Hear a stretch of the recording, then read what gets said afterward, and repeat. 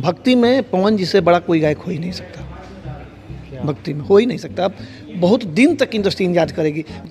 Hi guys, welcome to my new channel Bhojpuri information. आप लोग स्वागत है।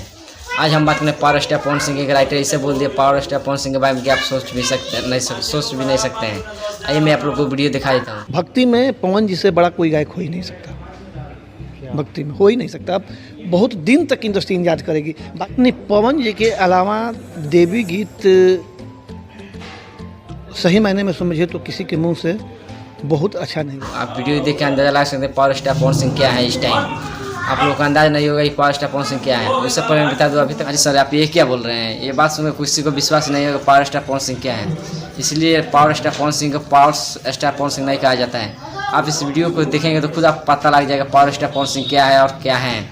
आइए हम तब तक चलते हैं नेक्स्ट वीडियो में। और पावर स्टार पवन सिंह मेरे चैनल सब्सक्राइब नहीं किया तो प्लीज़ मेरे चैनल सब्सक्राइब कर दीजिए और मेरी वीडियो को लाइक कर दिए। तब तक हम मिलते हैं नेक्स्ट वीडियो में।